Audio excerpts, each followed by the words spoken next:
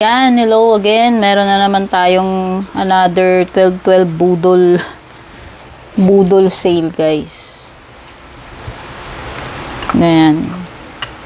Ito naman, naghahanap kasi ko ng mga oversized na t-shirts. Yan, kasi syempre, tumaba tayo. Hindi na tayo kasing slim kagaya nung 20s or 30s natin. Sigurang na ako. Ayan. Ayan. Gusto ko ngayon yung maluluwag na komportable. Eto si Stitch. Hindi ko paborito si Stitch, guys. Kaya lang, siya lang yung nakita ko na oversized na decente yung itsura. Maganda yung tela. Yan. Tignan na natin.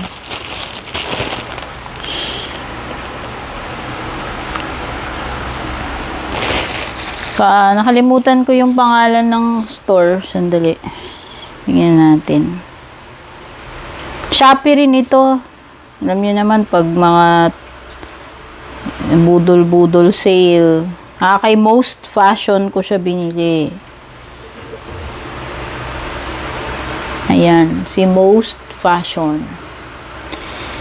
Comment na lang kayo kung interesado kayo dito sa yung mga detalye, kung may mga tanong kayo. Pero hindi to sponsored, guys. Binili ko yan. Hindi ko kakilala si Most Fashion. Hindi ko kilala si seller. Ito lang talaga yung nahanap ko na maganda. Ayan. Ang description dito. So, ang binili ko yung largest size nila, 2XL. Sabi dito, yung shoulder niya, 62 centimeters. Yung bust, 112 centimeters. Tapos, yung sa sleeves niya ay 23 centimeters in length.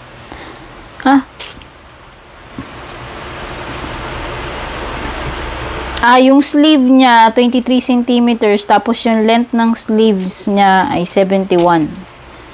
Shoulder, 62 cm, bust 112 cm, sleeve 23 cm, length ng t-shirt pala yun. Ewan kung tama yung 71. Ayan, pakita ko na lang sa inyo.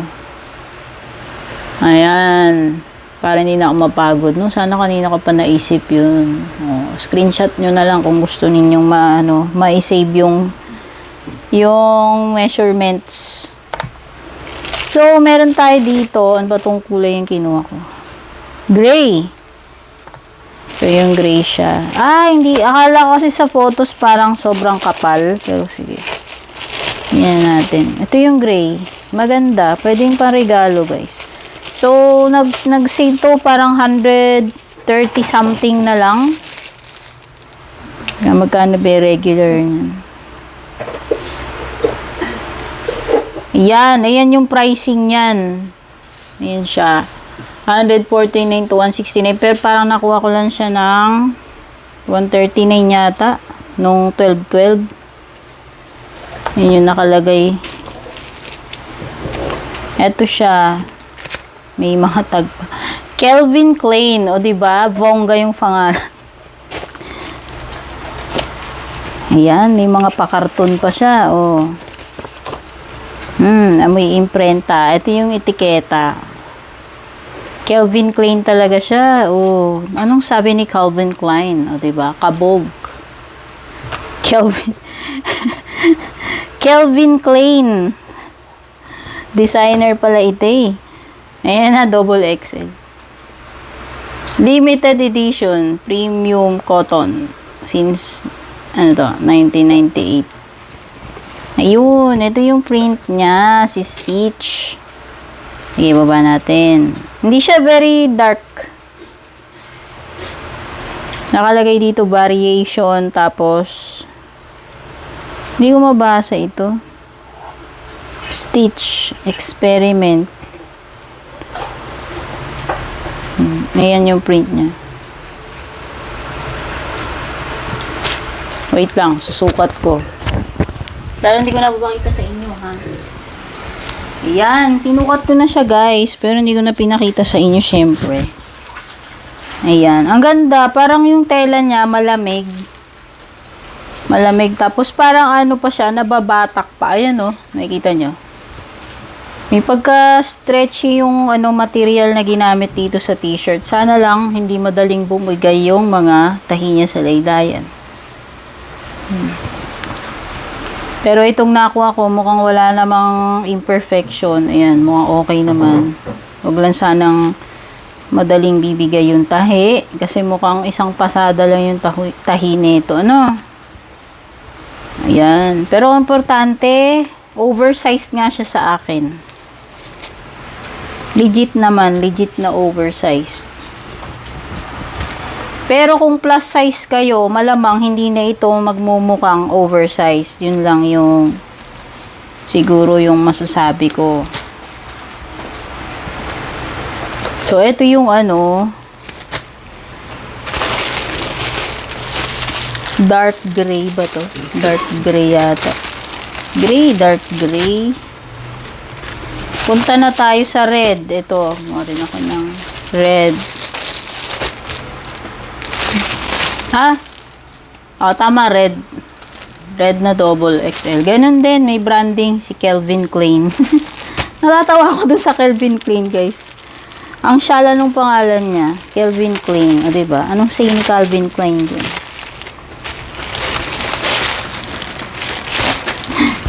Ay. Okay lang, importante, maganda yung shirt. Alam nyo, hindi ako particular sa presyo.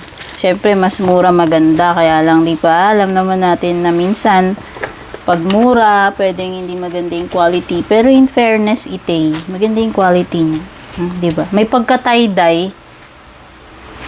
May pagka-tie-dye yung dating.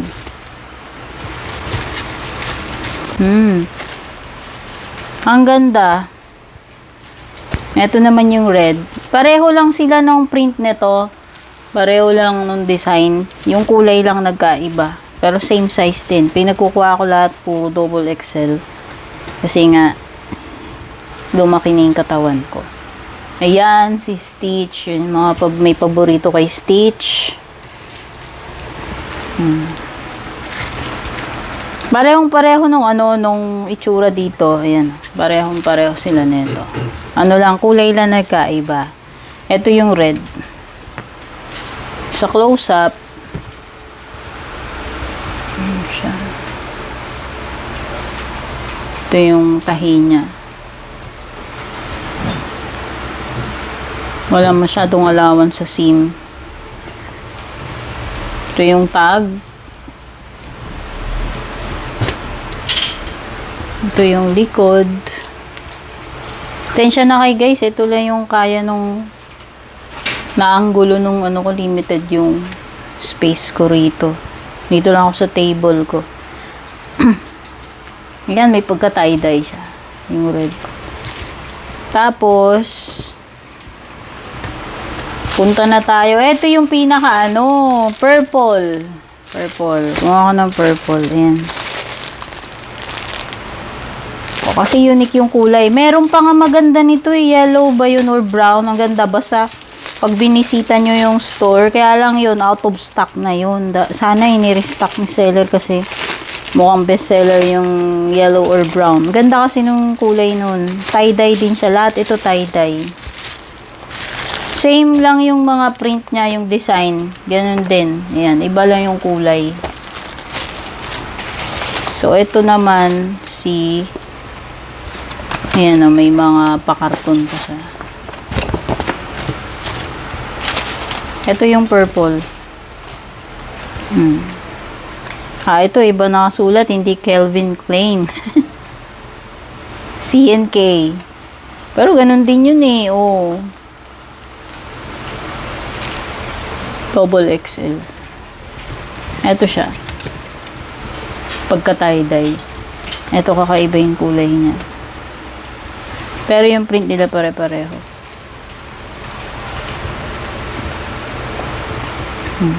Yan yung manggas.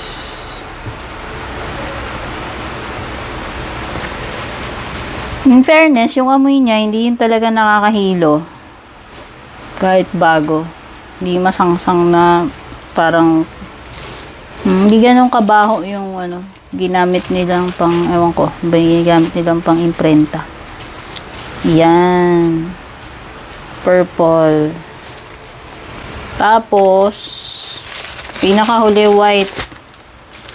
Mukha ko ng white kasi versatile yung puti. Tsaka plain. Ito kasing mga to tie-dye. Pero okay lang, maganda naman sila. Marami na kasing ako black shirts. Kaya hindi ako kumuha ng itim. Yun naman kasi yung common. Pero yung white ko kakaunti lang. Kaya kumuha ko ng white.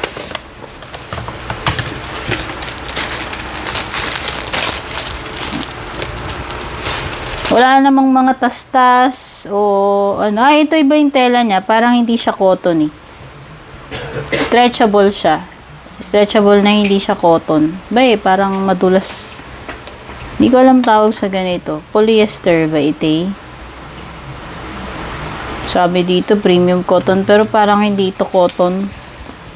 Ayan. Ito yung white niya. Sana hindi naninilaw kasi diba usually yung mga puti katagalan pag nilalabahan natin naninilaw. Ito naman yung white. Ayan. Kung curious kayo, yan ito itsura ng color niya kung paano tinahi. Ayan.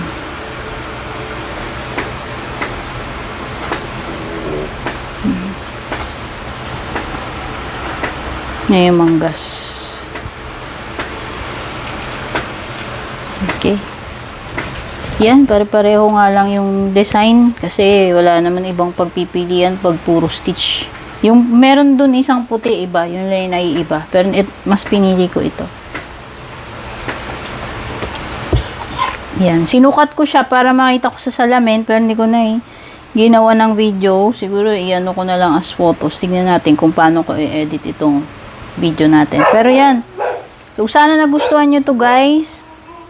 Comment na lang kayo kung gusto nyo malaman anong pangalan ng store. Sa Shopee ko to nakuha 12 bagsak presyo. Bye-bye!